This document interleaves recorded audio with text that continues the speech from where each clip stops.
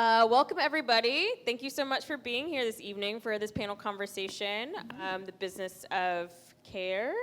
My name is Elena Gross. I'm the Director of Exhibitions and Public Programs here at the GLBT Historical Society. Thank you all for being here. This is our...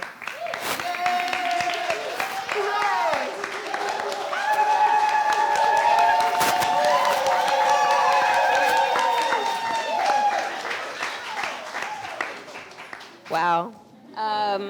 Thank you so much. Thank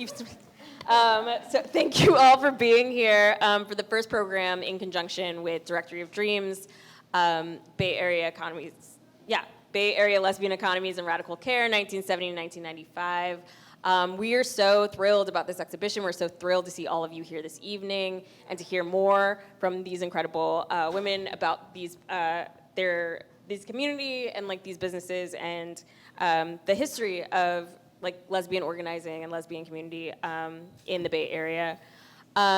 So I'm going to turn it over in just a moment to Kirby Lynch, who is the Executive Director of the Bay Area Lesbian Archives and our moderator for this evening, who will introduce our panelists. Give it up for Kirby Lynch, as well as the steward of the conversation this evening. On your seats, you will find QR codes with program surveys. We would really love if you could fill those out at the end. At the end of the program today. It just helps us get a little more feedback from you all about what you really loved, what you'd like to see more, and how we can better serve our communities. So please do, I encourage you all to check those out. If you are in standing room only, feel free to, we'll have extras up at the front desk. So I just thank you all for being here. I hope you enjoy the conversation. Now I'll kick it off to Kirby. Coming out, you could be anywhere in the world, but you're, again, spending your time in community, trying to reactivate, reimagine, a great legacy that we come from. So again, we don't take it for granted. So again, my name is Dr. Kirby Lynch. I am the Interim Executive Director for the Bay Area Lesbian Archives. Let's shout it out. Who knows about the Bay Area Lesbian Archives? Right. We are a premier organization, the vanguard organization, historicizing and remembering lesbian feminist politics and cultural production in the 60s, 70s, 80s, and 90s as our primary focus. And again, we're just so happy to partner with the GLBT Historical Society. This is a dream come true because we're all doing really critical work to, again, preserve one of the greatest social movements that this earth has ever seen, which is the gay liberation movement, the dyke liberation movement, and really just queer sovereignty. And so, again, just thank y'all for the partnership, and we have so much work to do together. So I just want to thank y'all. And really, again, this panel and what this conversation is really about is, again, because I want y'all to be taking y'all notes out, we got some really heavyweights on this panel, because, again, this conversation is about how communities built the infrastructures they needed to survive, right? Infrastructures they needed to survive. And again, those are the lessons that we want to learn from today, all right? So y'all with me? Yes. Sharon is a radical lesbian feminist archivist and poet whose work has helped. It's all good. I know it's getting all static, it's all activated, all that energy in the room. Nah, but Sharon, though, if y'all know Sharon, give it up. So again, her work has helped preserve key histories of feminist and queer organizing. She is a co-founder of the Brick Hut Café in Berkeley, whoop whoop, a legendary lesbian community space that operated from 1975 to 1997. Yeah. Give it up. Archivist at the Bay Area Lesbian Archives, if you know her, she is responsible day in and day out in preserving our history. And again, she's a part of the Bay Area Lesbian Archive, a founding member, and again, the reason why we all get to be in this space and access these materials. So please give it up for Sharon. And raise your hand if you've been able to be mentored by Sharon at the Bay Area Lesbian Archives. Raise your hand high if you've had the honor of learning from Sharon. So again, Sharon, I honor you for cultivating the future of history preservers. And again, we have kinfolks. Yeah. Give it up for kinfolks. is an award-winning educator, cultural organizer, and multidisciplinary artivist who builds community-rooted cultural ecosystems. As founder of the Queer Arts Center and other initiatives, girl, the list is long, right? Their work brings art, media, and direct service, right? From public art projects to food justice programs that were supporting thousands during COVID. This is her practice. Her practice centers equity, access, and the power of culture as a tool for survival and collective care. Let's give it up for Kin Folks. Yeah. And raise your hand if you've ever been to a Kin Folks program, have ever benefited from Kin Folks mentorship. Raise your hand loud and proud. Spectrum Queer Media. All right, so next up we have Joan Antonuccio. No, my bad. Say that 5 times fast. No, because I did practice this. You did? Joan Oh. Antonuccio. Joan Antonuccio is an amazing person, and also great hair. Thank you so much. But Joan, let's give it up for her. She's a long time. Yeah. Long time community builder and also the co-founder of the Brick Hut Café in Berkeley. Again, her work has spanned music, food, performance, and she continues to bring that spirit of creativity and care to her work today as a chef and an artist, all right? Let's give it up for Joan. If you ever ate Jenny of Joan's food, raise your hand. If you've ever benefited from Joan's cooking, let it be known. So anyway, each of them has helped build spaces where community, culture, and survival came together, and we were thinking about how to really put some meaning behind this exhibit. These were the women that we really wanted y'all to hear from because, again, they were in it. They were living it. Again, this exhibit goes from 1970 to 1995. I was born in 1995, all right? So a lot of this stuff happened way before me. But I'm wise enough and really grateful enough to understand that I stand on these women's shoulders. And again, these spaces, again, was the platform for our community to assert itself. So again, we don't take it for granted. And again, just want to say thank you. Thank you. Yes. Thank you, Kirby. So, just to start off the panel, I'm going to ask each of you all to respond to this. Again, please introduce yourself again. But also, what is one piece of wisdom or experience you hope to share tonight with our people? Before we get into the weeds of it all, what do you really want people to walk away with? This is the only advice I have, which is always feel free to bring your entire self to whatever you are doing, your whole self. That self is golden. It's part of the threads of life. You're part of the earth and part of everything in it. So bring your entire self to it. And don't be shy. Don't be afraid. Just bring it. All right. For sure. Thank you. What was the question again? Before we get really deep into this conversation, what's the one thing you want people to go away with in terms of wisdom? In terms of wisdom, first of all, I'm not going to claim having a lot of wisdom. I have a lot of age, and so I have a lot of experience. And so what I would say is stay awake and don't stay silent. That's what I would say. Bravo.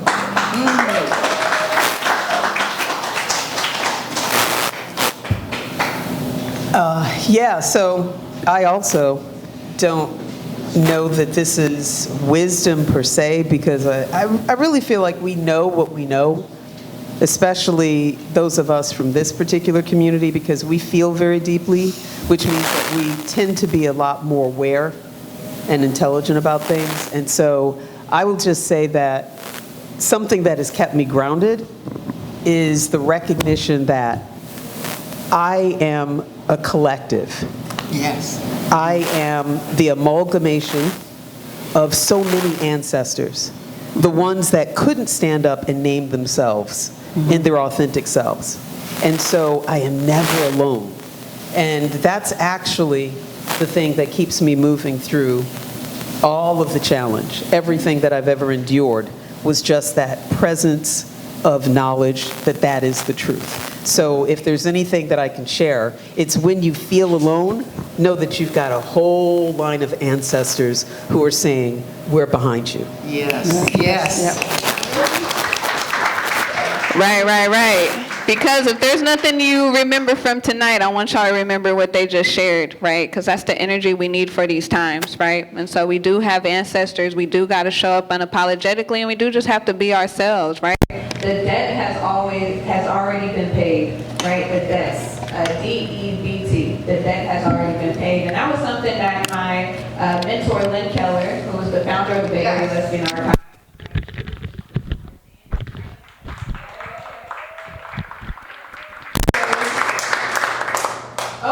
so again, we're all here for a reason. So that was something that she instilled in me, that we have to be bold, that we have to use this history to continue the movement, that we're not reinventing the wheel. So when I say I want y'all to be taking notes, I'm saying that we got to learn, right, from these origin stories and figure out how we scale it and how we expand it. Because Lynn Keller also told me that a new lesbian is being born every day.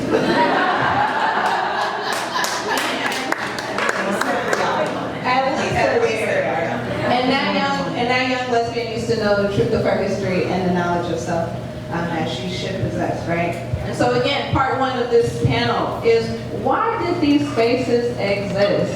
So I did want to turn to the Brick Hut Café, which again, the whole point of this exhibit was, again, to put into the imagination of people who didn't know, who weren't there, because again, I was 2 years old when y'all closed down. If I could have been at the Brick Hut, I was just saying, I would have been a shift manager, I would have been on pancakes, I would have been hosting the open mic, right? So again, we try to bring this out for people who weren't there. But again, if you could kind of just, Sharon and Joan, one, go over the Brick Hut origin story, right? And then I'll ask you some more questions, but if anyone could kind of just talk about how this even got started and how did the space even become possible? Well, I just want to hit this for a minute. I want to say first that it got started by her. Everything that came after her was because we needed jobs. That's the truth. You can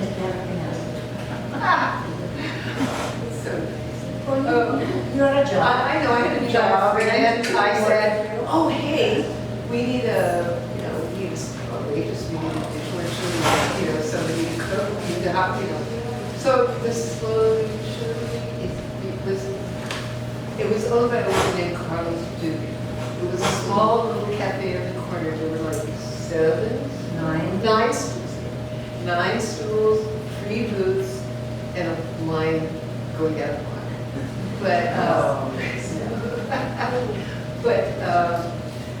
Yes, I'm just going to go as lesbians do. I invited my friends, they invited their friends. Pretty soon the whole place is full with lesbians. And Carla said at one point, "Gee, these guys are lesbians."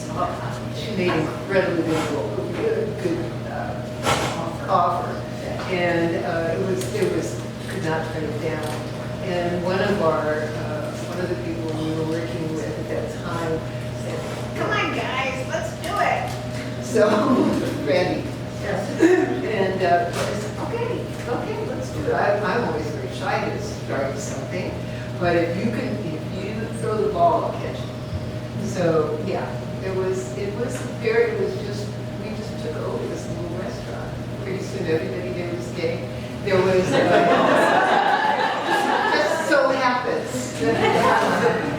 I do want to say something, that nothing gets... Speaking to the microphone. Oh, I'm sorry. I want to say something, that nothing gets done without everybody else, right? I mean, you don't have a restaurant if you don't have clients, you don't have customers, you don't have people that are coming in regularly. And so I want to do a shout out to the customers, some of whom I see here. Thank you very much. Thank you so much for coming to the restaurant. hanging out with us, right? And so everybody was welcome. We thought difference was a wonderful thing. We felt, that we would be a place of safety as well for everybody who didn't feel safe. So it was, that's got to do with gay men and the Shattuck Street Fairies, and also all the lesbians who came, and who, I don't know, just everyone felt welcome. We very much wanted everybody to feel welcome there. That was our motto. And so, so it just got started. We became a collective. Which there were so many collectives. So many collectives. Oh my God. Everybody who had a collective. We used to have meetings that would go on for 3 hours. 3-hour meetings. It got to the point where I just said, well, these are just feelings meetings. Are you going to talk about your feelings? Don't do that. Yeah. So, it became very popular. We had lines out the door for people loved our food, and they loved the company that they kept there. We opened up a little place in the back. Karen Ripley, one of the founders. Yes, Karen. I want to give a little shout out to the people who started with us. Cheryl Jones, Claudia Hartley, Helen McKinley, Karen Ripley, Marshall Berzon, who went on to open the Homemade Cafe with his brother. And our recipes for that. Randy Effer, Wendy Welsh, and then Joan came a year later. And Cynthia Lamana and Teresa Chandler, who is a singer-songwriter. She lives in Michigan. Wisconsin, okay. One of those. Far away. Yeah, but so there was a slow attrition of people. People took on careers, and if you're an old Marxist like me, that's called careerism. You have to stick with who you came to the party, who you came with to the party. That's how I think about it. But at any rate, it went on 20 years, over 20 years. That's remarkable in restaurant terms. And so we moved 3 times. We had to keep moving. Our windows would get broken. Because we put up a sign, about we're not serving orange juice from Florida because remember the reason that? We need Brian. Exactly. So they broke our windows because we put up a sign that said no Florida orange juice here. We had. Well, there's so many stories.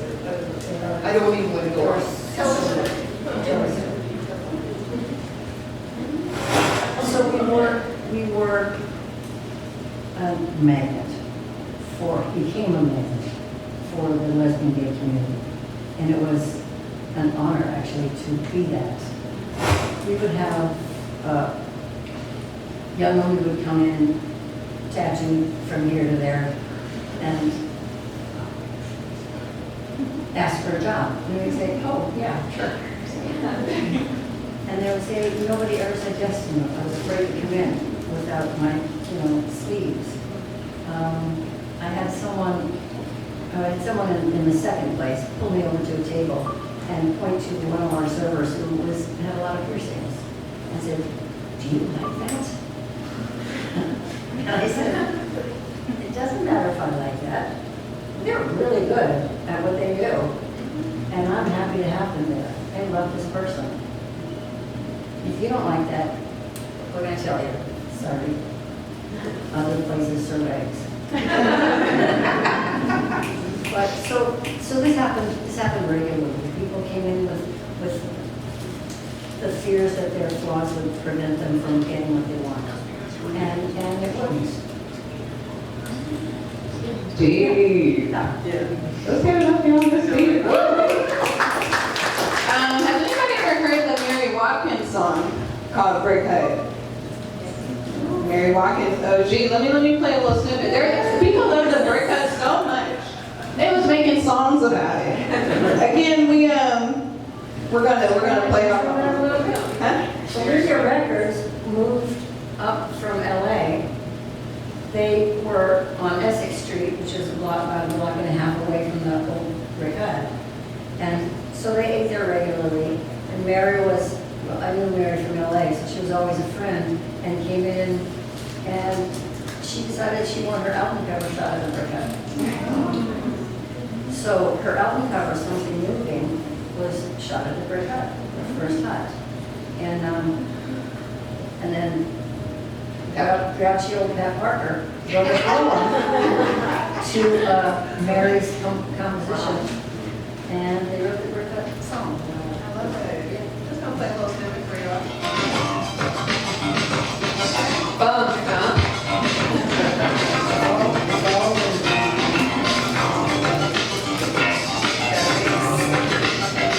Brick Hut, y'all.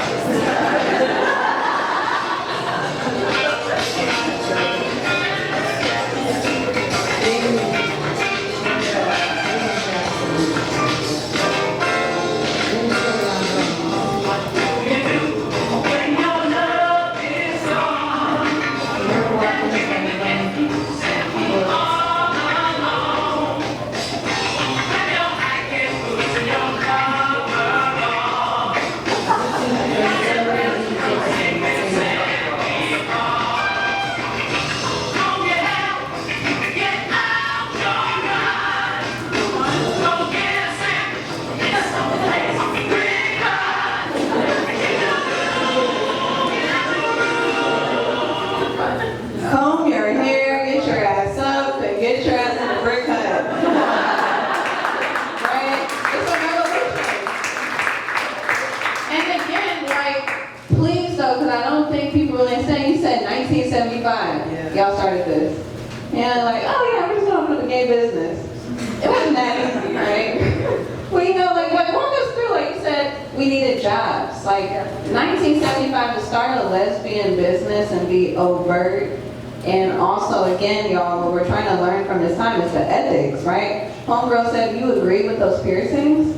You know, that's the climate in which those of us who were queer, gender non-conforming, those were the contexts, pretty much probably in many employer settings, we were being confronted with. So again, if y'all could just nail it home, how was Brick Hut able to even be that space for people to know that they can be seen and accepted? We were that. We were that.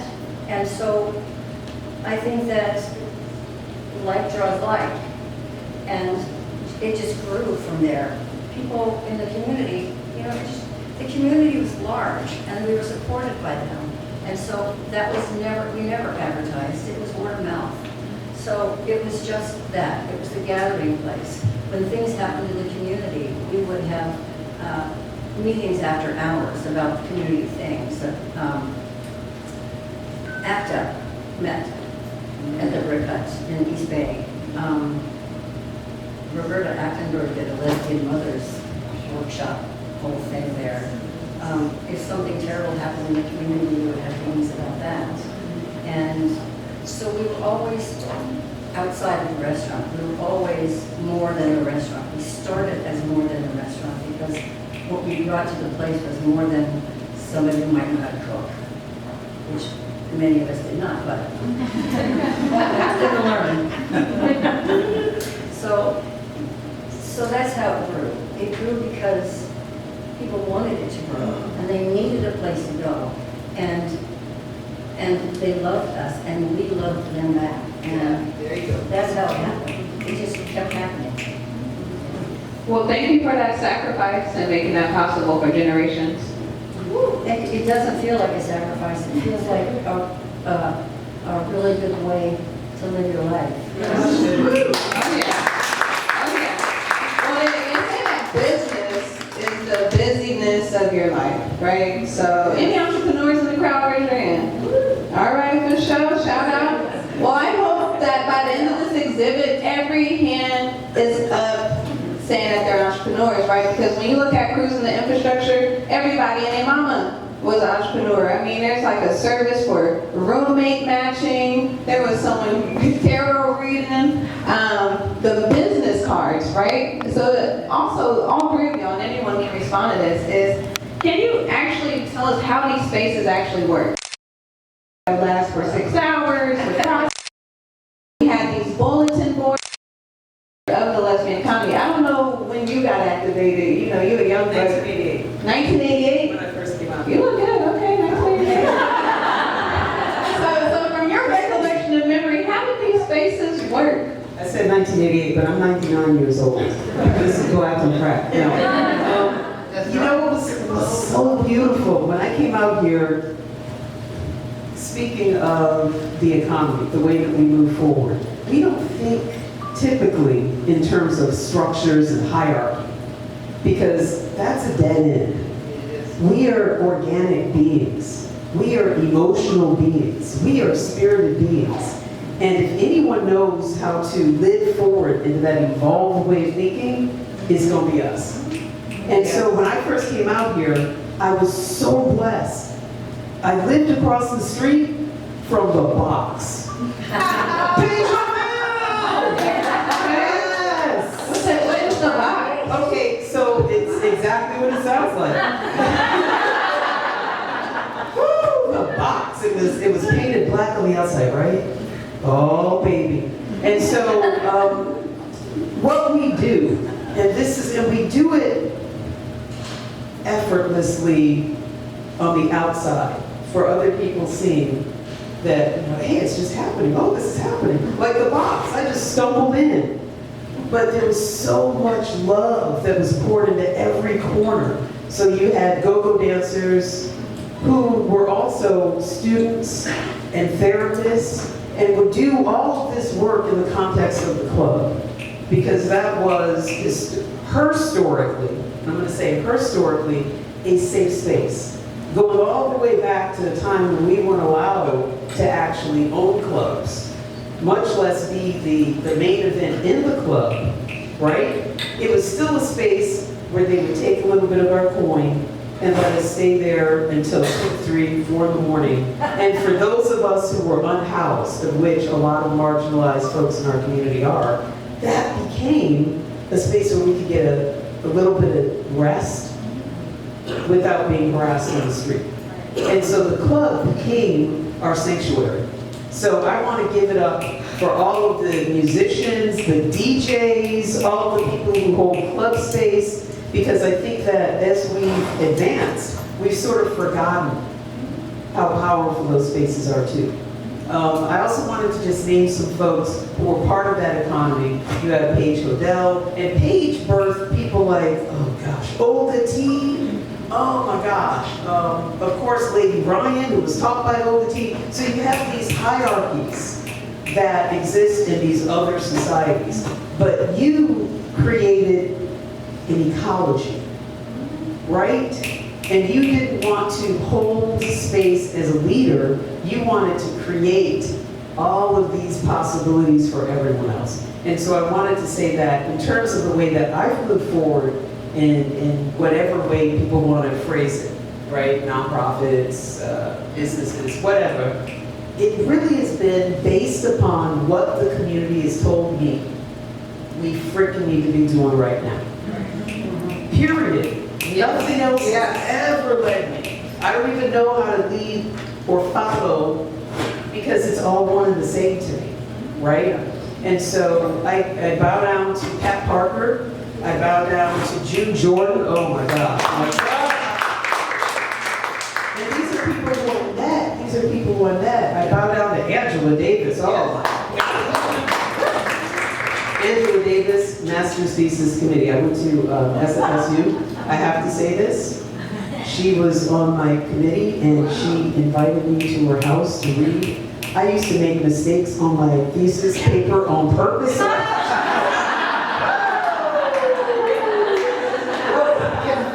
Confessions. And she was so cute about it. She's like, I thought we talked about this last week. I was like, I know. Ain't that something? I need some schooling for real, bro. I know that with this kind of legacy, I'm not worried. Like the way that they're coming to the community and they're trying to snatch away our rights. And let's be clear, it's not a segment of our population, it's all of our rights. Trans rights, human rights. Lesbian rights, human rights. Gay rights, human rights. Bisexual rights, human rights. Human rights, human rights. Asexual, human rights. And so we know how to do this. That's why I'm not worried. You know, I'm still a Democrat, but we need to learn something for real, you know? They need to learn how to work as one mass, and they would learn if they went to the lesbians first. You know what I mean? We could be in the club and see 3 X's and still have a good time.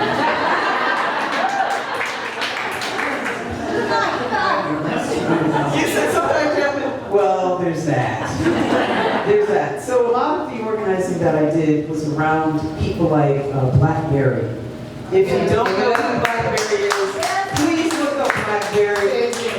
Blackberry, my bestie, my best girlfriend, one of Pat Parker's besties, one of Audre Lorde said, oh, you could be on the stage with the rest of us lesbians because you're the biggest girl up here. And he's been in so many projects artistically, and I'm blessed that, that was my bestie, continues in spirit to be my bestie. And he's the one who literally said, we're gonna go to this corner and we're gonna hand out flyers because there's some people who need to know that there's support for them. If they have HIV, that does not mean that it's a death sentence. We need to go over here because these people aren't housed and they're being told that they don't have value. So as much as you might see some of the stuff I've done, it's really that I'm just following the footsteps. I know how to listen when I'm told something, period. So that's about it. And if you want to know about myself, I'll share it. I love it. Hey, yeah, let's give it up for Kimbo. She was speaking a lot earlier. The cipher keeps rolling like a rolling stone. I mean, there is nothing new under the sun. And so I do appreciate you for shouting out DJ Page Hotel. Oh my God. Because how many of y'all been to Shifts in the Night? How many of y'all been to, what's that, their new club, Golden Ratio? Check out Golden Ratio. That's DJ Lions new club. Right? You know their party I said so lovely. Right? So lovely. You're still the White Horse, right?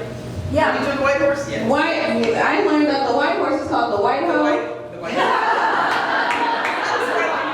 Not so lesbian feminist calling it the White Hoe. But anyway, again, that's why we need to know these histories, because this all has a lineage, right? And lesbians have a lineage in the Bay Area. That's why we're so committed to preserving this history, so that these folks that you know that you come from a history, a culture of thinkers, of architects who were again agitating and asserting a new way of existing and being, particularly in the Bay Area, that bled out to everywhere else, right? This was, and still is, probably the gay capital of the world, right? The good, the bad, the ugly in that title. But again, these are the architects that defended that set that up, right? And so again, I just appreciate you for doing that. And even bringing in Blackberry, right? Because Blackberry, how many of y'all know him? Shout out, show of hands. Yes! But you know, you used to do the open mics. Anybody been to her open mics by by Lakeshore? Yeah, that's that 2010s culture. Oh my God. You know, Oh my gosh. You know, we're preserving the 2000s, 2010s. We're getting there, right? We're getting there. But Blackberry, I remember seeing him at the open mic. He came to every open mic, and I saw him randomly in Tongues Untied. I was watching it, and I'm like, Chris, I feel dude who be That's right. First day, start making blueberry muffins, a signature dish. Everybody came in for the blueberry muffins, and they were exceptional. I don't know why, maybe just because we made them, but they were exceptional. And just to, start cutting potatoes and mixing up batter. So that was the first thing, and then what? People started coming. People started. But I wanted to say, the day-to-day is one thing. It's a restaurant, which is essentially you're putting out fires from the time you get there until the time you leave. And people would say, you know, well, when do you get off? It's like, never, because restaurants never end. You're always getting ready for the next day. You know, if anybody's ever worked in food service, you know how it works. Catering is a little bit different because there has to have to be an end, which is, you know, ready for. But people showed up, and we were not always the collective, I want to say that. There was attrition, people left, and then for the last 12 years, it was just Sharon and I. So Sharon and I and all of the people that came in to help us and be with us and teach us things, and, you know, so our crews were more important when it was the two of us, and we needed more help. And we expanded, and we needed even more help. Yeah. So, yeah. Day to day is just day to day. There's work. But we also we played music all day. Yeah. We played music all day, every day. KPFA would come in and do their International Women's Day program from the Brick Hut. Angela Davis would come in and take up a booth and stay there all day. June would come in and join her. It would be, so the place was always jumping. It was always interesting. It was not always easy. We got robbed multiple times. Some people had knives, some people had guns, some people just came in the dead of night and took things when we weren't there. So I prefer that. And but it was joyous, and it was really hard, and it was exhausting, and people think I'm nuts, but I would do it again. Yeah. Well, no. I would. I know. I don't want to be a line cook ever again. But I told some of the people at Vala, I just want to do a cafe. I will help you. I'm not going to be a line cook, but it's not. It's not tech. It's not a high profit business by any stretch. You're always working for your next dime. But if we try to work in a very equitable way, we pay our employees fairly. We pay health insurance for the longest term ones. Every year it's just like, look, we have this extra money. Let's pass it out. We did profit share, and everybody left, and Sharon and I called it the stay and pay plan. So we did pay everything out at the end, but people were treated the way you want to be treated, the way I want to be treated. Yeah, and so that I will always be proud of that. Oh yeah, as you should, man. We've had some really great people come out of the Brick Hut, really great employees who've gone on to do great things in the world. So again, I say thank you for your sacrifice, because we know that entrepreneurship is not easy, and really the power of the Bay Area Lesbian Archive, right? If you ever want to get involved, right, definitely email us at baylesarchives@gmail.com. Again, we are a 100% volunteer grassroots organization, right? We've been doing this for 10 years at a grassroots level because, again, we believe in lesbian sovereignty. We have the vision of what's possible from back in the day. And we want to, again, have something for us, by us. And so, again, appreciate everyone who's ever contributed to the archive financially or with your time, because everything matters. It's for us, by us, okay? And so, again, we need you, right? And we need you to look at the documents, right? So a lot of the Brick Hut stuff you'll see is surveys that they would do. They would do customer surveys to see what people like, what they need to change on the menu. You can see some of the prices. You can see their organizational documents, their statement of purpose, their employee handbook. But we have those type of resources at the archive. We have agendas, minutes, not just of the restaurant, but other businesses, other collectives. And again, this is not just nostalgia for nostalgia's sake. These are blueprints. Many of these agendas and things, this kind of unfinished business, right? And that's why Lynn Keller, again, had the foresight to save these materials, because she knew these were some of the greatest women to ever exist in the 1970s, right? because of that mental fortitude to build these infrastructures. She's like, whatever they was doing back then, with the tools and technology we have today, we take us to the moon. So again, that's what the work is at the Bay Area Lesbian Archive. If you want to join that, reach out to us. And so again, the time is now. So I did want to turn to Ken, and because you're in it right now, building cultural ecosystems, right? Oakland, we call it Dyke Central. Y'all know about that? Actually, so you know about the film Dyke Central, Oh right? yeah, the web series. Shout out to the web series. Yeah. 2010s, we're getting there. Yeah, so producing films and working with filmmakers, that's been a part of my biggest bliss moment, and so we premiered Dyke Central at the Grand Lake Theater, and it was amazing. It was amazing to see so many members of our community who were unabashedly clear about our stories mattering first and foremost.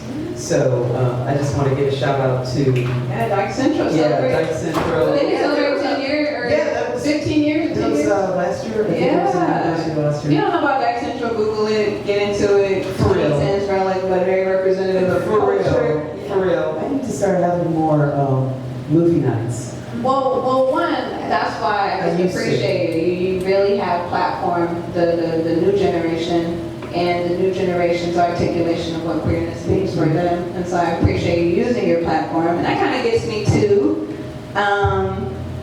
where you've been these days, right? So you came here in 1988. Been a part of this culture, right? You kind of grew up in this culture. I did. Baby Dyke. I'm Now you're so like blessed. a full Dyke. And I would have to say that right now I'm an interstellar being. All right. You know what I mean? Like, I have to say, that's what I am. That's actually what I am. Yeah, Stardust. I don't want any boundaries, no fuckery. I really feel that is our purpose, right? Like, if we can love beyond the expression, the meager expression of a society that doesn't understand the power of just letting someone frickin' be. We are that. So of course we should be the most expansive people, right? So yeah, interstellar being. And also, I just am so honored to be up here. I just want to say that again. And I'm honored to be with you because of the legacy and the understanding that you have, because you also learned from a group of people. And I'm learning so much from you, Kirby. So I just wanted to give a shout out for being a part of this beautiful legacy here. And everyone who's in the space, oh my gosh, every single one of you is a rock star. I'm not even gonna act, I don't even have to interview. I already know because you made it through. You made it through your teens. Woo-hoo!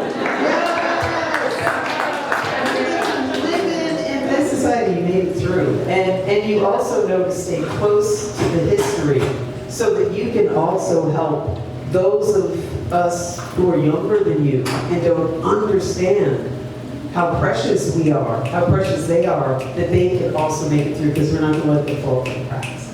Yeah. Yes. Woo! I came from Buffalo, New York. Oh my gosh, Buffalo, New York, the armpit of the KKK country. Yeah, we are right next to the Peace Bridge. And so my church was part of the Underground Railroad. And so literally the basement of my church had a trap door where ancestors could come, and then when the time was right, they would be taken over the bridge to Canada Freedom. And so the KKK set up all of these camps there. So growing up there, you couldn't be queer, you couldn't be trans, you couldn't be lesbian, you couldn't be anything other than a heterosexual white man. Everybody else wasn't safe. And even poor heterosexual white men weren't safe. And so, no diss to you, Buffalo, I love you, but I'm so glad I'm not there, because coming out here gave me the opportunity to be embraced in my expansive thinking. You know, so I give so much credit to Ground Central. I know that there are lots of Ground Centrals throughout the world, but for us, this is a special place. You know, it might be the Ohlone of, Shell Mounds, who knows what it is, but this is This is a place where we understand that we get to be expansive. So the work that I did back in 1988 was really through the lens of coming out here. I have to be honest, Angela Davis was teaching at SFSU. She knows it, so I can say it. And I had just finished undergrad, and I didn't even apply on time, but I went straight to her office. I was like, woo! Do you need a TA? Do you need someone to clean your car? And I was blessed that SFSU at the time had Jim Okutsu, Wade Nobles, Phil McGee, oh my gosh, Laura Head, all of these amazing professors and Angela Davis, who figured out how to make sure that I was there. So I was working on my master's there at the time, and it was Angela Davis who said, have you heard of Marcus Bookstore? Yeah. And I said, no, you better get him over there. So I went over there and I sat and I read, and they put me to work. I didn't know they were going to put me to work, y'all, if I had known them. They had me in the aisles putting books away, but I appreciated that because I learned so much. I learned so much about us. They were one of the few bookstores at the time that were not afraid to make sure that the rainbow community was represented. So Jude Jordan's books were all over the spot, you know? You think about the way that Audre Lorde flowed through the Bay Area even. They have a legacy there. They're like, oh yeah, they came here and they read. And so when you start with that base in the Bay Area, and then you go to Page Hotel and you dance all night long. I was like, this place is heaven. I'm leaving. But I do know that the work that I had to do here, Angela Davis was one of the first people to say, you don't just get to come and play. You have work to do here, you know? And I took that seriously. And so I started, like Blackberry, that's how I met Blackberry. We were on the corner, making sure that the community knew what their rights were and what protections would look like. And then it evolved, because I do believe that the club is a sacred space, especially clubs that are led by lesbian DJs. I'm just gonna say it. I'm just gonna say it. You know what I'm talking about. I'm gonna say it. There's a narrative. You're not just playing just to play. There's a narrative, and there's medicine in it, and we are guided through it. And we can hear it like Pied Piper. And you come with all of these skills. And so I found that the organizing of the club was like the first place that I organized. And then I went beyond that, and because I'm an artist, I decided, let's be a movable feast, because the one thing that they loved to do was let us popularize a night. So we get like one night, and the club is jumping. And then they will shift things so that they can bring in a different clientele, because we've made it sweet for everybody else. And then we have to find another space to retreat to, right? Like you said, you had 3 different spaces.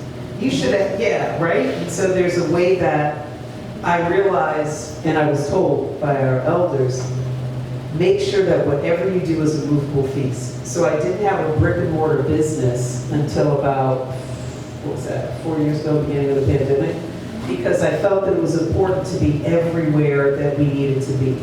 So I started Spectrum Per Media as a nonprofit, and it was an international experience where artists here in the Bay Area, all from our community, could travel to other parts of the world, and it was like an exchange program.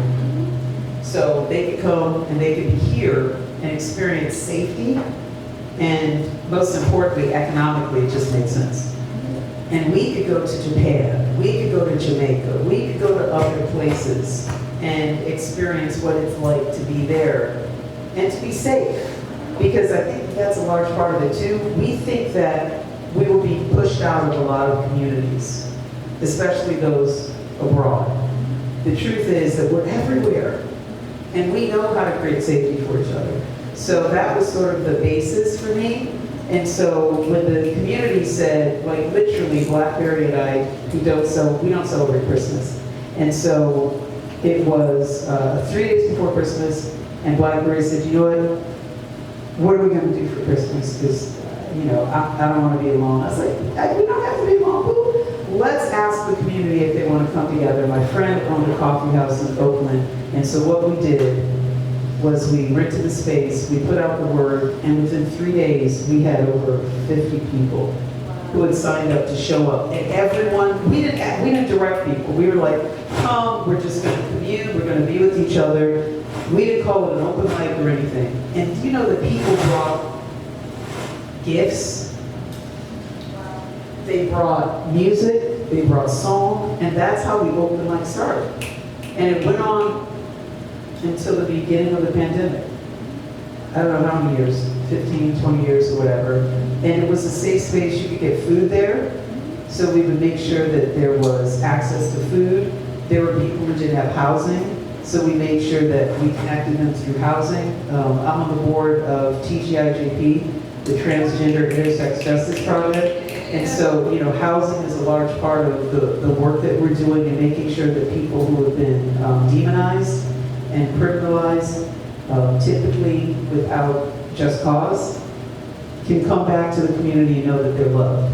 And so everything that I've done has been through the context of the community saying, we need this, we need to travel, we need to see each other, we need to laugh, we need to have a place. And so right now, we have the Queer Arts Center Gallery.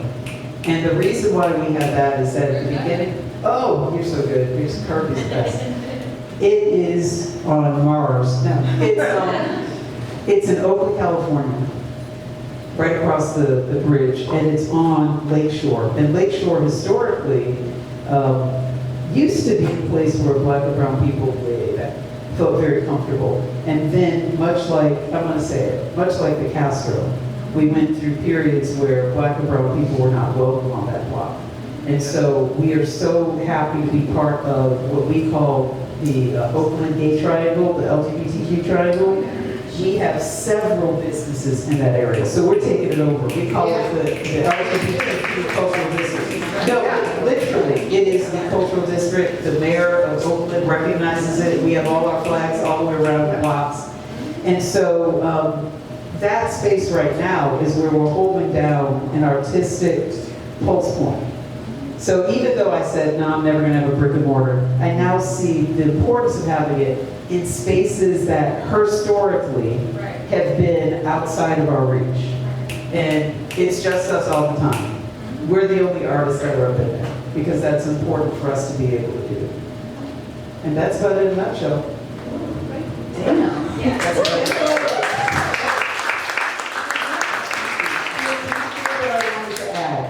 We've been talking about food, and I just talked about a movable feast, and I'm on the spectrum. So I think in terms of these throughways, during the pandemic, the city came and told us that we had to shut down because we were artists. They're like, you're not essential. Yeah. I was like, oh, okay, but everybody's an artist now. People are pulling out clay and crocheting. Seriously, everyone became a photographer. And so I decided, okay, cool, we're just going to leave it in the hands of our queer ancestors. And sure enough, there was an opportunity for us to create this 8-block long mural in Oakland that reads all Black, trans, queer, woman, lesbian, and it goes on and on for 8 blocks. And we did it illegally, okay? Because we figured it's the middle of the pandemic, who's going to come for us? The police weren't around, they were at home sheltering too. And so there was this man who came and he brought delicious meals. 350 people showed up to help us lay this out, y'all, which is a blessing. And this is what I mean about the way we organize. If you organize with heart, trust that the organization is going to work out. And so 350 people came, we're rolling all this stuff down, and this dude comes with 350 meals. They were gorgeous. They were already prepared. They were, wonderfully packaged. And he said, can I hand this out to everyone? I'm like, yeah, dude, Skippy. Hand it out to everybody. That person over there, make sure they get some too. And he said, I don't live here, but I was hired by a tech firm to provide these delicious meals. But everyone's at home. So I have like a 2-year contract that I can't fulfill. So I'm trying to look around and find places where people are outside. I said, oh, say less. I have a space that I can't use. I can't physically be in there, but what I can do is store food in there for limited periods of time, like an hour or so. So we started a food justice program for our community. Wow. Right? We had no plans. I had no plan.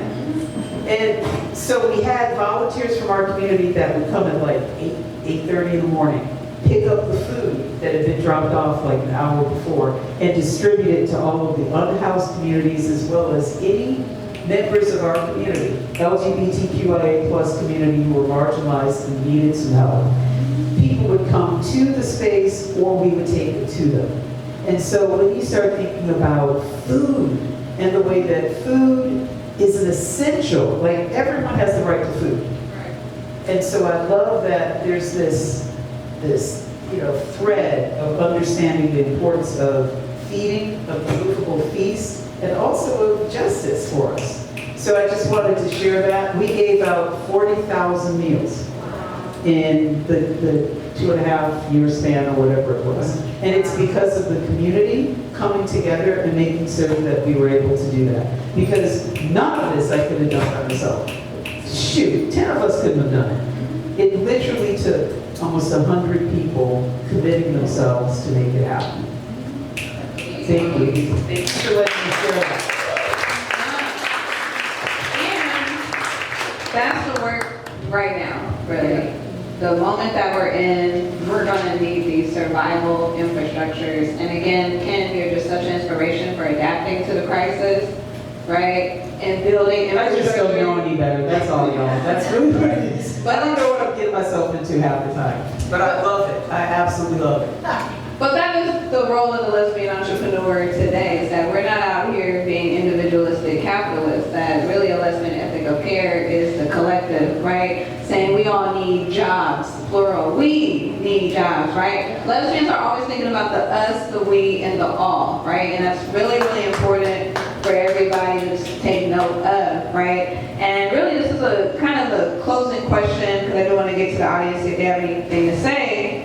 But what does survival infrastructure look like today, right? Kim, you're doing cultural programming and direct service, which is amazing. People can't even do one or the other, but you're doing both, right? Sharon, you're an archivist, right? Doing cultural organizing. Joan, you're a catering chef, so y'all are, business. Business is the busyness of your life, right? And I just, again, appreciate y'all being great examples for us. But again, what does survival infrastructure look like today, and how can we build it? And any advice or learnings from back then that can really empower the next generation to take on the mantle?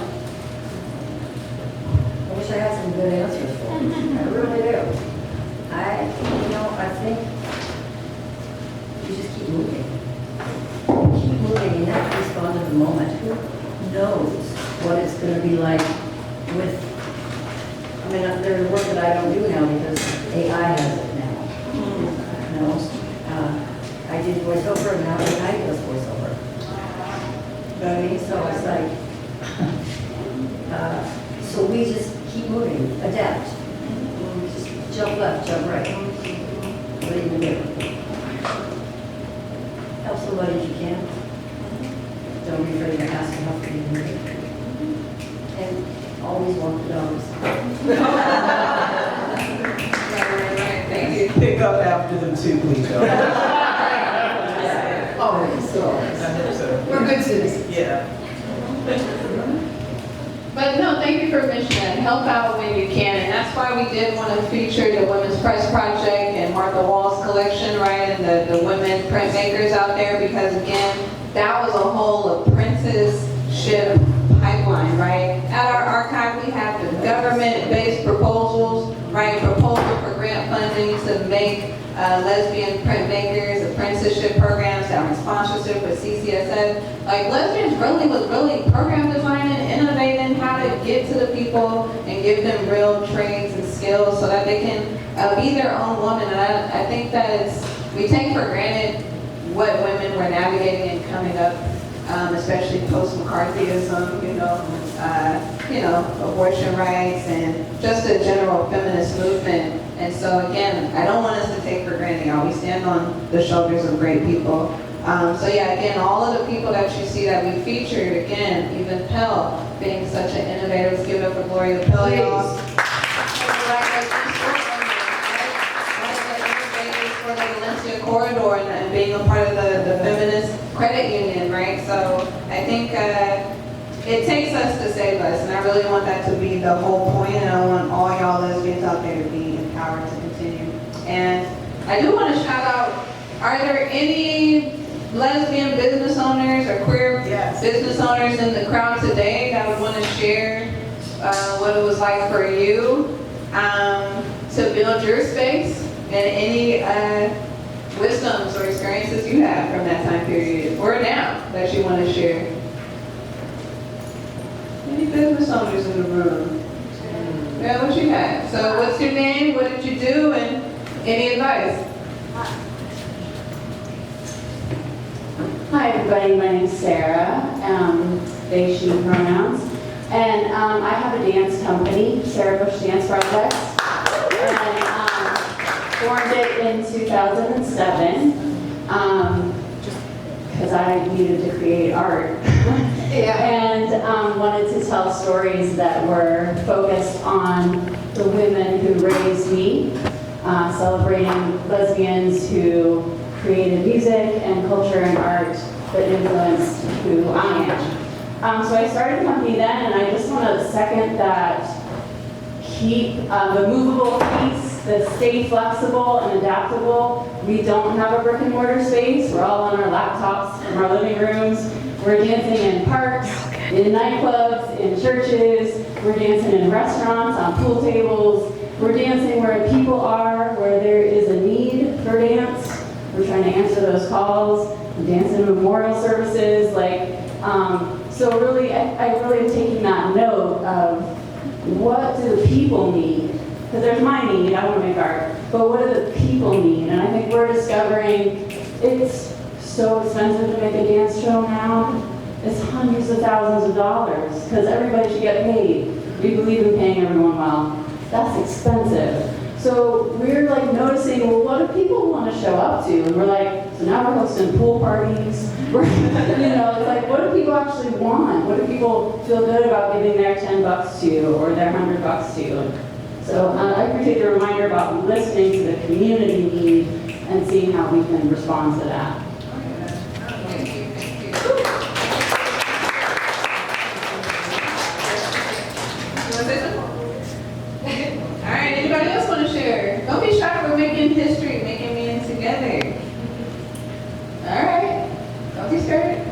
Well, anyway, this is what this moment is about, is networking with each other and supporting each other's business, right? Because we all are what we have. Again, our hope by the end of this exhibit is that more of y'all consider starting your own business and really taking a stand for this community, because those women took that stand. And again, we didn't talk about sustainability and challenges, but again, there's a reason why many of those things don't exist today, right? We have to support our people, and particularly our lesbians, because we see that when it hit the fan, ain't nobody really checking for lesbians but lesbians. Really, right? No one invests in lesbians but lesbians at the end of the day, right? So I don't want to miss anybody, right? Now, there's no other business owners who want to share what wisdoms they have. Anybody have any questions or comments for the panelists? Any curiosities? Oh, come on. Ask me anything. Let's go. Got you right here. Hi. Thank you. Thank you so much for this panel. I was honestly getting a little emotional earlier because it's just really special. It's really nice to have people to look up to, have people that are alive. It's really inspiring. Not a business owner, but entrepreneur for sure. Been to the sandwich pop-up, trying to help start a new dance party series. Yes. And my friend Allie and I actually got a part of a project to help do a short documentary about the queer sports scene here in San Francisco. And, it was important to look back at our roots, so we got to visit the archives for the first time and had some awesome help from some people in the room. But Anyways, I am a UX designer, so I do a lot of web work, and I'm really interested in like digitizing artifacts and stuff, But I was curious, like, what your guys' take is on digitizing things. Like, do you think it's a safe practice to put things on the internet to circulate around to other people, or do you feel like it's more important to keep things localized? Because things can get exploited, and just I guess your thoughts on safety in the internet and sharing archival work. Safety on the internet? I don't know what you're talking about. No, we do have a digitization plan because it's easier, it seems easier for people to access things. Sometimes if you're in Europe or in Asia or someplace else, if you want to see something that we have, it would be easier if we could digitize those things. And we have a digitization plan going. Is that going to go on the internet? Probably very few things. Things that are in the public domain, things that, lots of ephemera, although even that is precious. But yes, we want to digitize them. I'm not so sure that the internet is a place to put these things. And eventually we'll have a catalog that will be accessible to people, but no, we don't plan to flood the internet with our very, very precious lives, the lives that we are containing, preserving, and making available to people who want to know something about what the ancestors did. Many of these things are just they're so spiritually uplifting. Sometimes they're a bit down, but a lot of times there's a great deal of comfort. So yes, I am for paper things. Yes. Or in the case of the wonderful Lord of Hell's shop, Rosecrans West. You could go in, you could get something made by a lesbian. Whether it was a card or a piece of jewelry or a yoni figure, or something that you knew was made by your sister. These are important things that we need to do to pass around. And so, if you are an entrepreneur and an artist, begin to make things for your friends, but also for the people that you love, and you want them to be able to hold an object or read a poem that is primarily coming from a lesbian voice. So support poets and artists and dancers, really, seriously, because without art, it's a dead culture. Everything that uplifts us comes out of the arts. Cooking is an art, by the way. Yes. Don't forget that. But and my friend Joan here is an artist. She really is. She's a I'm very lucky to know her, and I've known her for 50 years now. So it's a that's gorgeous. I don't know. The two working class girls ended up at the restaurant. Anyway, what I want to say is support music and art any way you can. Quote poetry to each other, please. Find a poem that you love and say that poem to your friends. Yes. Find some kind of portrait that you love and show it to your friend and make that grow. Make it grow. We had lots of art exhibits at the Brick Hut. We had lots of featured art. Dorothy Allison was, I think, the very first writer that we presented at one new, wonderful Brick Hut. But anyway, she was there. Alex Dawkins was our first musical. She did our open mics. Yeah, she did our open mics. It was, share that, because you're nothing. We are nothing without the arts. That we need them so desperately, and I hope you were listening to and took notes about how it's done. And you know how it's done? Did you hear what she said? She had an idea. She talked to 10 people, and 10 people became 100 people, and 100 people. Yes, that's how it works. Yeah, well, he did a job. And also, the most important part was that I had mentors. That was so crucial. So crucial. I mean, even if they didn't know that they were my mentors, honestly, there were people who I couldn't help but just be around. And I learned so much by witnessing and also by humbling myself to be in service to them. You know what I mean? Like Blackberry, you know, anyone who knows Blackberry for real, ornery is all get out. Okay? Had to be the prettiest girl in the room. And it was a pleasure and an honor to serve him because I learned so many things from him. And if I ever said, "You're my mentor," he'd say, "Girl, I'm too young to be your mentor." And so, it's Blackberry. That's Blackberry. Girl. And so, I appreciate you sharing what you shared about art too. Because the art of living, come on now.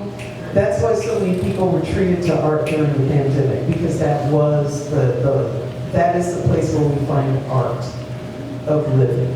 And our first heartbeat, our mother's drum, we all are musicians because we were dancing up a storm in there. You know, we're all artists. And so I appreciate you saying that. Thank you. Wow, real deep question. Real quick, raise your hand if you're a Bay Area Lesbian Archives volunteer. Shout out to our volunteers.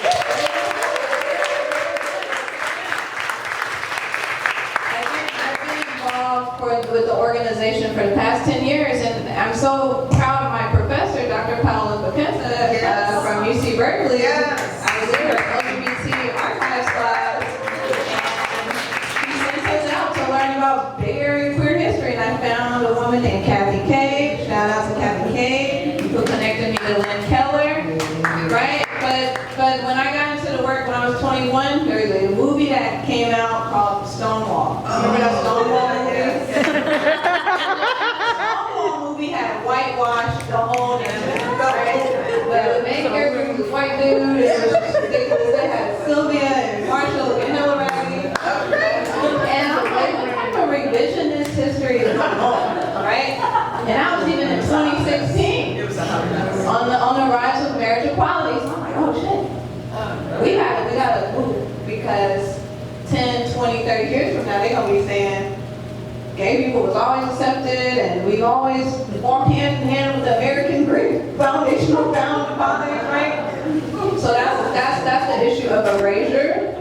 And so at the Bay Area Lesbian Archive, we need you, right? So if you are interested, right, this is the work that we're doing, is digitization, because we need to save this material, right? Because it was produced in the 70s. A lot of that stuff is fading out. Like I said, we got original minutes, print copies, but they're fading. We got VHSs that we're converting. Literally, we're converting, it's falling apart. So we're actively losing history because the material can't keep up. I mean, the 1970s was not yesterday. It was kind of a long time ago, right? And so it is very important now in terms of access. This is a conversation we're having. But again, the Bay Area Lesbian Archive is a people's archive. Again, for the last 10 years, we've had to steward this archive, resource this archive, organize this archive. It's not easy work, because lesbians ain't, very popular all the time, You kind of mean, people don't know, you kind of be intense, right? So really, this has been a labor of love and labor of sorrow. It's really been the people, like I said, sharing every single day, who was like literally training the next generation. I've known this lady since I was 21. It's like fucking crazy. But this is the work that it takes. And so the simple activity of digitization is a great entryway for us if you want to get into our history. We have over 140 collections. And again, the last 10 years has been infrastructure building, right? High morale, high discipline. And it's really now the perfect time. That's why we're doing all these exhibits. That's why we have projects like the GLBT Historical Society. Because lesbian history is not a monolith, right? What we do particularly is lesbian and feminist history, but GLBT has their own lesbian history. Overmill has their own history. Mazer has their own history. This is the time to really understand our history in its context, and the history that we have, again, is not for nostalgia's sake. We have materials that, again, can help us really chart our next steps forward. So we really do want you to be involved. Not just to be lesbian, just to be a lesbian, right? There's little L politics and there's big L politics. And we do big L politics because, again, the lesbian ethics of care that was demonstrated in the 70s, right? Those community agreements, those paying people equally, respecting people for what they wear and how they present themselves, that was, again, cultivated in that lesbian economy and that lesbian culture. And so in 2026, we can't take it for granted. We got to think about 50 years from now, what is a lesbian ethic going to be in terms of our sovereignty, right? Because it is getting scary out right now, right? We do need mutual aid. Our people are losing access to their medicine, right? So we can't act like we don't know what's really going on. It is going to be us to have to provide and protect one another. And so again, we appreciate the partnership. We appreciate the question. Because yes, we are digitizing, but we're mindful about our access. Because again, we're a radical archive. We got the materials of some radical women. So that can't be on the internet, right? Because one, DEI and keyword searches and metadata, FBI coming to our house. So there's some things that gotta stay on paper. But again, if you want to learn about our digital systems, again, we've had an amazing volunteer that's built us a great storage system that's not even in America, right? So they won't even be vulnerable to some of the policy administration changes we're having. That is going to demonize surgery, right? So it's like we're constantly conscious of what could happen 50 years from now. Be like Handmaid's Tale, and then maybe like your camera was to think about lesbians, and it's like, you know, a minute might could have that could happen, right? And so we want to be that space underground to really cultivate and preserve and keep those histories sacred. So thank you for your question. And again, email us. Anybody else have a question or a comment? I was just going to say, I'll be there soon with my 250,000 negatives. And who are you, Miss Lady? Jean. Jean. This is Jean. Jean. But yes, I'm Miss Jean. But yes, so we have an amazing, yes, Jean Weisinger. That is Jean Weisinger. You know,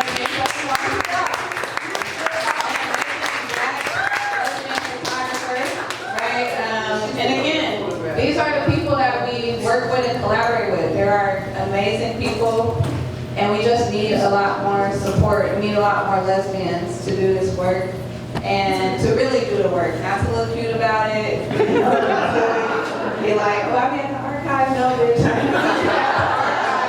Scanning things and getting the movement out there and activated, all right?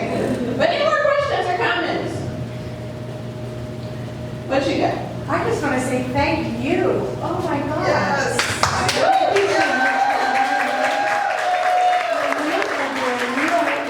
The sparkle of light and honor. You know, these women here, my God, the work that you've done, I am so grateful. I'm grateful to be here, and thank God we made it. We're still here. Thank you. Oh yeah, and you're my hero. You got a question? I have a question. I have a question just in thinking about how, not only how this exhibition came together, how this panel came together.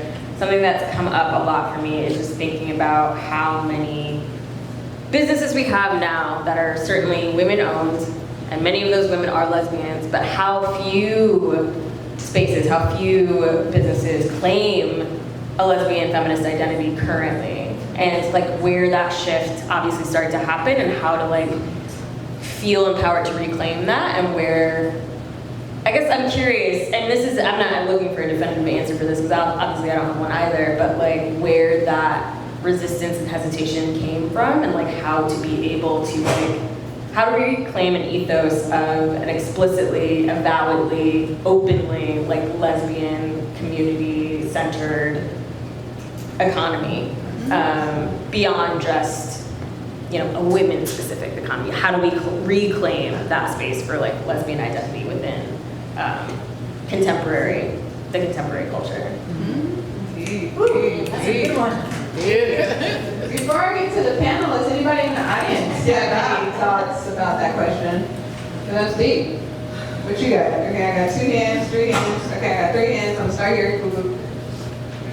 I just want to add to that question that, like, I feel like lesbian has become less of a political identity these days, and I think that's, I feel like, what you're talking about. Because there are, like, lesbian spaces maybe in the city, but some of them don't take the same kind of political stance or, like, really connect with the community in the way that you're talking about, like, what is the community?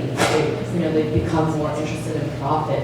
And I feel like, like, the way that the cut goes down, it's like, yeah, like you weren't looking for a profit, right? But that also meant like maybe an end to that business in a way. Maybe some businesses have become like very capitalist in the way that they're running, even if they're lesbian.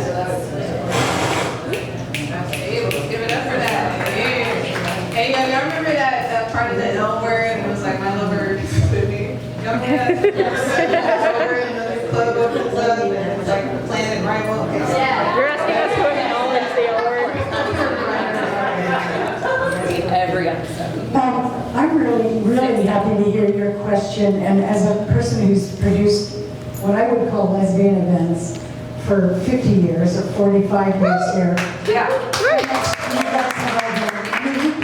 I came to San Francisco in the 70s, and it was, lesbian was quite clear what that was. As the culture has evolved and as our world has changed and as, I'm still trying as an older lesbian to find my way in this new world of what is being a woman. I don't want to let my trans brothers and sisters down. I don't want to exclude anybody, and anybody that knows the work that I've done and the work that we've all done. It's like, you are welcome in my house. And I'm navigating that as an older person because I don't want to lose my lesbian history. Today, maybe moving forward, it's called something else, but let's not take away what we had in the past. And I'm trying to navigate that personally and professionally, to open a club for women. Can't really do that anymore. And I don't know that I want to, but that I do want to. So it's complicated. The world's new and the world's different. And thank you for asking that, because the truth is, I want everybody to be who they are, to be free and be proud. But don't forget us OG lesbians. Right? Right, because really this is a central question that is the exhibit. And again, please sign up for a GLBT Historical Society membership. Sign up for a membership, and sign up for the newsletter, and also sign up for the Bay Area Lesbian Archive newsletter, and also follow us on Instagram for future programming. We got a lot coming up for y'all because this is the central question. This is the research question of this exhibit. Where the fuck did we go, right? But what's really important is that it's a vibe, right? So we got little L versus big L politics. Little L politics is just carpet munchers, right? Little L generally. What is it? Carpet munchers. That's little L politics. Little L politics. People who just, right. But then there's the big L politics, and that's what we really want to highlight in this show. Lesbians who understood what that meant, who had a consciousness, right? Audre Lorde talks about Black lesbian consciousness, right? And really, like Ashe, anybody knows about Ashe?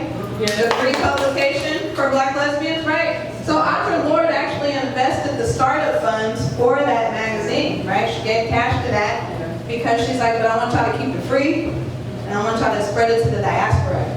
These were the ethics, the instructions, and the care and intentionality that went into the cultivation of these spaces, right? A lot of times that we're seeing today is, again, very Ellen DeGeneres, very corporatist, and assimilation, right? And assimilation is the evil of colonialism, right? That's all around us, right? So again, this is the conversation that we want to have. But again, I want y'all to take seriously the examples on the wall, because these are women fighting against that urge to assimilate. Not the lesbian urge to merge, but the lesbian. These are women who are going against the lesbian urge to assimilate. What you guys say?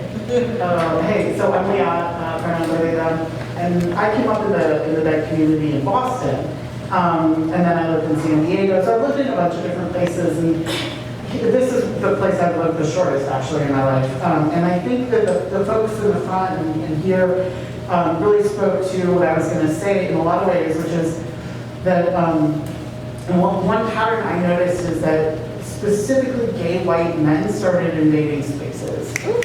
And part of that was maybe economic, I don't know, but I noticed that the actual physical spaces, the bookstores, the clubs, the bars, sort of deteriorated. And I don't know if that's, you know, sort of where to place the responsibility for that, but I do know it's a pattern I've seen, and so I do wonder what it looks like. As you said right here next to me, you know, in terms of creating spaces that we can be inclusive but also remember who they're for, really does matter. And I think that that's a tension that's always present. I think now. I think that there was a certain element of, like, when I was coming up, like, joy and desire to be separate. And I don't feel that that's as true anymore, so I don't know what that means. Amen.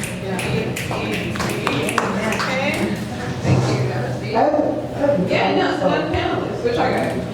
Y'all want to respond to that? Well, the separate thing, I just always experience it as safety in numbers. I mean, you are with your own people and it's safer there. And we had a lot of trouble. We had to manage a lot of things, but there was always safety in our numbers. And that becomes space. I did an interview once, and I was asked, what makes this a woman's space? And I said, we say so. Whatever you want to call it from your side of the threshold, you call it. But once you come through this door, it's our space. That's right. And so it was always that. The idea was always to make the space safe. Just make the safe space. Yeah, that's what I like being more intimidating back then. I know, but the thing about that is, when you're out in the world, I don't know why lesbians who own their own spaces are hesitant to just be out about it.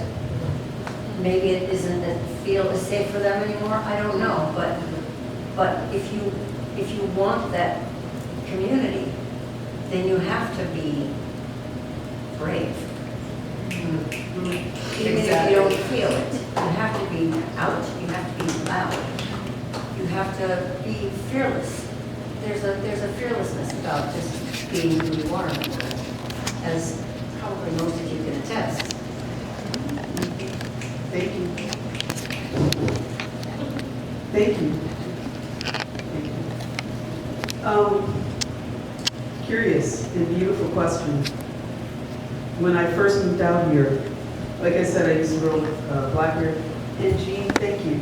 I want to say that because you, just like Lynn, always showed up. You documented all of our stories, you know, and like you were saying, safety in numbers. You made sure that we could see reflections of ourselves and the different facets of ourselves. And I got so used to seeing you, you know, that you encouraged me to be in those spaces, right? Because it's like, if you're in these spaces, it must be because this is where we're supposed to gather. So I just want to take a moment to bow down to you. For those people who don't know Jean, please, remember I talked about mentors and people who you just need to navigate around and you need to be in service to.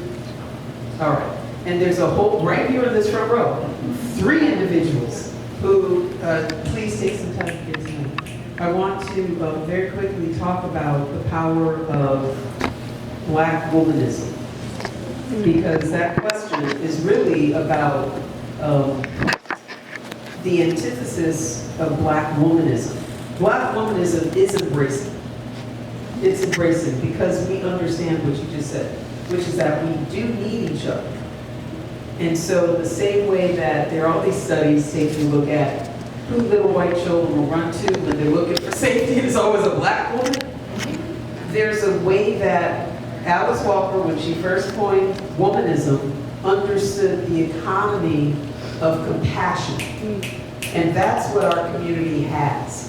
And when you see the shifts that you were talking about, where there is a push against black womanism, that's when you see the loss of compassion. Like even right now, we have conversations nationally and internationally where there are people saying compassion is a weakness and we need to just wring that out of ourselves. What they're saying is womanism is too damn strong.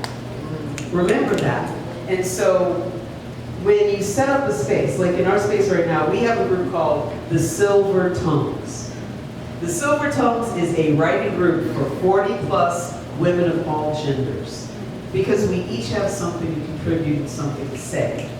And that's how we create space. It's not just about putting the label up there, it's about doing the work. It's about making sure that your histories and your narratives live and breathe, and that they're tactile, that you can touch them. So not only are we creating these narratives and we're talking about our lives and we're writing, we're also creating art, we're creating pottery, and all of it is a reflection of the lineage that already exists here. So, because I'm Black, African American, I used to be Negro, I used to be colored, but I'm still gonna be spirit. And as long as I know my lineage, and I speak truth to power by living in it, and making sure that we protect ourselves and that we push that lineage forward, people are gonna have different labels for you no matter what, And if lesbian is something that you feel is important to protect the hell out of it. Protect the hell out of it. And that's it, bottom line. Thank you. Oh, yeah. You want to say something, Shem, before I close out? I'm a lesbian.